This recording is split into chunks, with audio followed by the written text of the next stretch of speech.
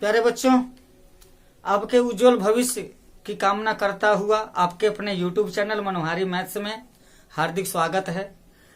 आइए, जो हम प्रीवियस वीडियोज में जो प्रमेय पढ़े हैं कि समरूप त्रिभुजों के क्षेत्रफलों का अनुपात उनके संगत भुजाओं के अनुपातों के वर्ग के बराबर, उनकी संगत ऊंचाइयों के अनुपातों के वर्ग के बराबर और उनकी संगत माध्यिकाओं के अनुपातों के वर्ग के बराबर होता है पर आधारित एक्सरसाइज प्रश्नावली 6.4 के कुछ प्रश्नों को देखते हैं। यहाँ बोर्ड पर आपके सामने प्रश्न दिखा हुआ है कि त्रिभुज ABC समरूप है त्रिभुज DEF के। त्रिभुज ABC समरूप है त्रिभुज DEF के। और क्या दिया है इसमें? त्रिभुज ABC का क्षेत्रफल दिया है 64 वर्ग सेंटीमीटर। त्रिभुज DEF का क्षेत्रफल दिया है 121 वर्ग सेंटीमीटर। EF की लंबाई 15.4 दिया है सेंटीमीटर। तो ज्ञात करना है हमको BC की लंबाई कितनी है। अब प्रश्न हमारे सामने है और जो परीक्षा में हम बैठे हुए हैं, हमारे पास दूसरा कोई साधन है नहीं। तो साधन है एक बहुत बड़ा जो हम पहले पढ़े हुए हैं, जो हमारे माइंड में है। अब हम जो पढ़े हैं प्रमेय, उन प्रमेयों में से कौन सा ऐसा प्रमेय है जो इस पर आधारित है, उस पर हम विचार करेंगे। प्रश्न को देख करके सूत्र का चयन, प्रश्न को देख करके प्रमेय का चयन, सूत्र को देख करके चित्र का चयन अगर आप कर लिए तो अपने याद किए हुए सूत्र को, अपने याद किए हुए प्रमेय को जब परीक्षा में आए हुए प्रश्न से जब आप कनेक्ट कर लेंगे तो वो प्रश्न कहीं नहीं जाएगा, आप उसे हल कर सकते हैं। तो यहाँ पर हो जाएगा हल। जब करेंगे हल करने के लिए तो देख रहे हैं दो त्रिभुज समरूप हैं, इनके क्षेत्रफल दिए हुए हैं। तो क्षेत्रफलों का अनुपात संगत भुजाओं के वर्गों के अनुपात में होता है, क्योंकि यहाँ भुजा ही दिया है और भुजा ही पूछ रहा है, न शीर्ष लंब दिया है और न ही माध्यिका दिया है। तो बड़ी आसानी से हम प्रश्न को देख करके अपने याद किए हुए प्रमेय को अपने मेमोरी में से निकाल करके लिखेंगे R त्रिभुज ABC बटे R त्रिभुज DEF बराबर उन्हीं भुजाओं को, देखिए AB स्क्वायर बटे DE स्क्वायर होगा, CA स्क्वायर बराबर बटे FD स्क्वायर भी हो सकता है, BC स्क्वायर बटे EF स्क्वायर भी हो सकता है। तो जिस चीज की जरूरत है, जिस भुजाओं की जरूरत है उसी को लिखेंगे, बकिए को लिखने की जरूरत नहीं है। यहाँ पर हम लिखेंगे BC बटे EF, या लिख सकते हैं BC का स्क्वायर बटे EF का स्क्वायर, अलग अलग स्क्वायर कर देंगे। तो यहाँ पर क्या हो जाएगा, हमको ABC का क्षेत्रफल कितना दिया है 64 दिया है, DEF का क्षेत्रफल कितना दिया है 121 दिया है, और बराबर क्या हो जाएगा BC स्क्वायर, BC तो पूछ रहा है तो BC स्क्वायर बटे EF स्क्वायर, EF मतलब क्या दे दिया 15.4 दे दिया गया है। तो यह 15.4 का यहाँ पर वर्ग भी तो हो जाएगा, यहाँ है ये वर्ग हो जाएगा। अब इसको हम क्या करेंगे, सबसे पहले एक तो हम ये काम कर सकते हैं, देखिए इसको इधर ले आइए, BC बटे 15.4 का हम होल स्क्वायर कर सकते हैं बराबर 64 बटे 21 हो जाएगा। अगर BC बटे 15.4 का मान निकालना हो तो हम इसको करड़ी में 121 कर सकते हैं, क्योंकि आपको मालूम है अगर x स्क्वायर बराबर 16 है तो x का मान निकालने के लिए क्या करते हैं, करड़ी में लिखते हैं, उसका वर्गमूल निकालते हैं। ठीक इसी तरीके से यहाँ पर भी क्या हो जाएगा, BC बटे 15.4 बराबर 64 का वर्गमूल हो जाएगा 8, 121 का वर्गमूल हो जाएगा 11। अब तिरछा गुणा करेंगे, 11 BC बराबर 15.4 गुणे 8 या BC बराबर 15.4 गुणे 8 बटे 11 हो जाएगा। अब 11 से इसको कैंसिल करेंगे तो 11 कम 11 हो जाएगा, 4 बचेगा, 11 चौके 44 हो जाएगा। और BC बराबर होगा 14 × 112 और एक अंक के बाद दशमलव लग जाएगा, 11.2 सेंटीमीटर हो जाएगा। अर्थात अगर दो त्रिभुज समरूप हैं, इसका क्षेत्रफल 64 वर्ग सेंटीमीटर, इसका क्षेत्रफल 121 है। अगर EF 15.4 है तो BC की जो लंबाई आएगी वो 11.2 सेंटीमीटर हो जाएगी।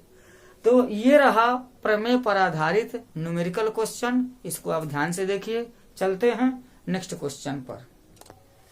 नेक्स्ट क्वेश्चन दिया है समलंब ABCD में, ये समलंब है ABCD। समलंब की परिभाषा जान लीजिए क्या है। ऐसा चतुर्भुज जिसके सम्मुख भुजाओं का एक युग्म परस्पर समांतर होता है समलंब या ट्रेपेजियम कहलाता है।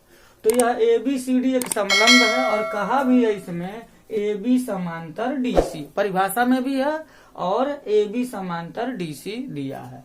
और साथ ही साथ ये भी दिया है AB बराबर 2CD, मतलब AB CD का दूना है या CD AB का आधा है।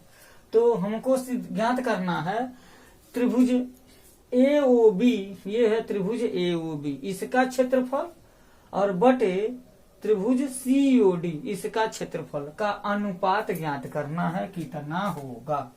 ये बराबर इसका अनुपात कितना होगा ये हमको ज्ञात करना है।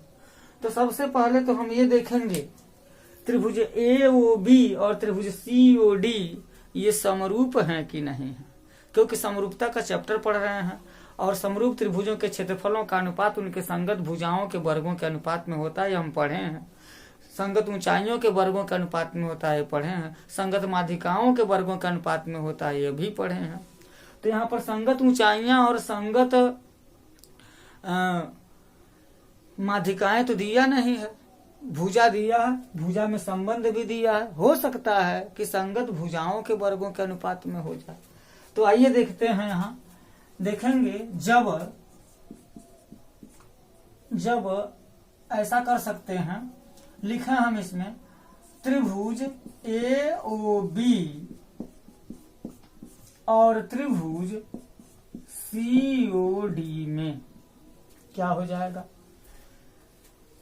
जब AB समांतर DC है और उसको तिर्यक रेखा काट रही है तो यह जो कोण 1 होगा यह कोण 2 के बराबर हो जाएगा। कैसे? एकांतर कोण से, एकांतर अंतः कोण। और यहाँ जो कोण 3 है इस कोण 4 के बराबर हो जाएगा। AB समांतर DC और DB तिर्यक रेखा काट रही है तो कोण 3 बराबर कोण 4 हो जाएगा। और यहाँ का जो कोण वो तो शीर्षाभिमुख से बराबर ही है, इसलिए त्रिभुज सर्वांशम हो सकता, समरूप हो सकता है। तो यहाँ पर लिखेंगे कोण 1 बराबर कोण 2 और कोण 3 बराबर कोण 4। इन दोनों के लिए हम एकांतर कोण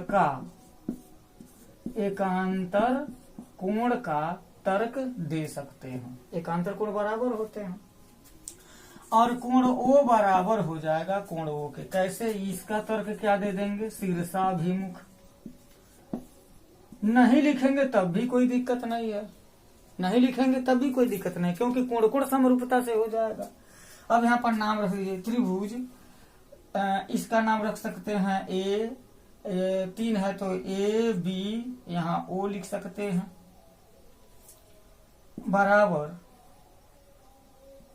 बराबर नहीं समरूप लिख देंगे। त्रिभुज 2 का नाम क्या रखें? C रख देते हैं। 4 का नाम क्या रखें? D रख देते हैं। यह O का नाम रख सकते हैं। मतलब ये दोनों त्रिभुज क्या हो गए? समरूप हो गए। या इसको आप लिख सकते हैं जो नाम रखा है त्रिभुज AOB समरूप है त्रिभुज COD के। त्रिभुज समरूप है। जब त्रिभुज समरूप है तो इनके क्षेत्रफलों का अनुपात इनके संगत भुजाओं के वर्गों के अनुपात में हो जाएगा।